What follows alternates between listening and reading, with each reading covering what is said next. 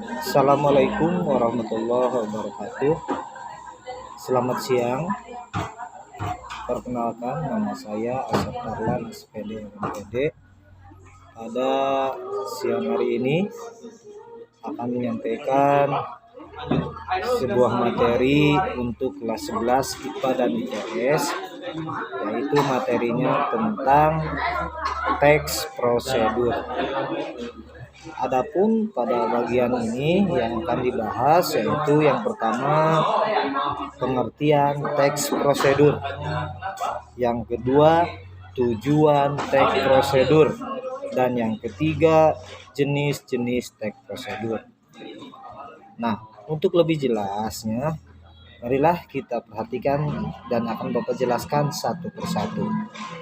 Anak-anakku, pada pembelajaran hari ini kita akan membahas tentang pengertian teks prosedur. Jadi, teks prosedur adalah teks yang berisi cara, tujuan untuk membuat atau melakukan sesuatu hal dengan langkah demi langkah yang tepat secara berurutan sehingga menghasilkan suatu tujuan yang diinginkan. Itulah pengertian teks prosedur. Melihat pengertian teks prosedur tersebut, maka kita bisa menjabarkan ternyata dalam teks prosedur itu terdapat langkah-langkah yang harus ditempuh tahap demi tahap demi mencapai sesuatu tujuan yang ingin dicapai. Tujuannya, sekarang akan membahas tentang tujuan teks prosedur. Adapun tujuan dari teks prosedur adalah untuk memudahkan pembaca maupun pendengar agar dapat mengikuti langkah atau perintah dari teks yang tujuan akhirnya bisa sesuai dengan keinginan pembaca maupun pendengar.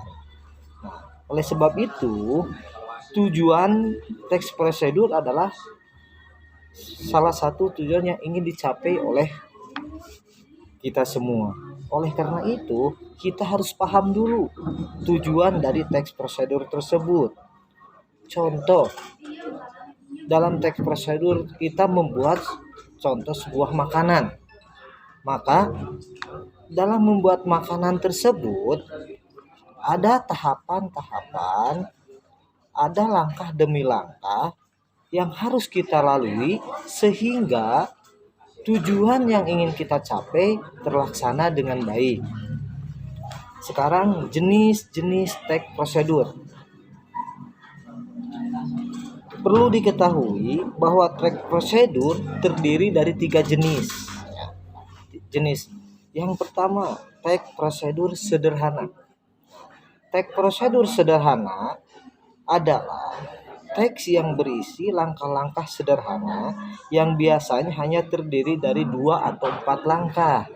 Jadi langkah-langkahnya tidak rumit. Contohnya, cara membuka WA, cara membuat Twitter, dan lain sebagainya. Sedangkan yang nomor 2 adalah teks prosedur kompleks. Teks prosedur kompleks yaitu teks yang berisi banyak langkah dalam melakukannya. Di sini langkah-langkahnya kompleks dan rumit, sehingga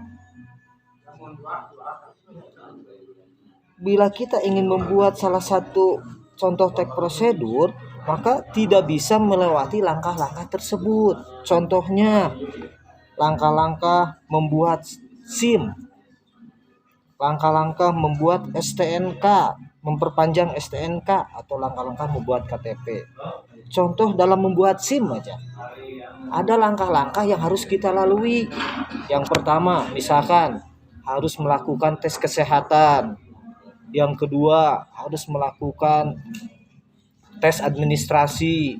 Yang ketiga, harus melakukan pemotoan. Nah, hal tersebut harus dilalui tahap demi tahap sehingga tujuannya akan tercapai di akhir. Yang ketiga, teks prosedur protokol. Teks prosedur protokol pada setiap langkahnya bisa diubah atau tidak harus runtut. Jadi bisa lewat satu atau dua tahap bisa dilalui sehingga hasil akhirnya tetap sama. Jadi tidak harus tahap demi tahap, tapi bisa dilewati oleh tahap lain.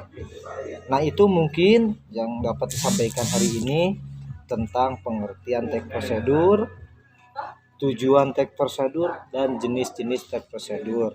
Terima kasih. Assalamualaikum warahmatullahi wabarakatuh.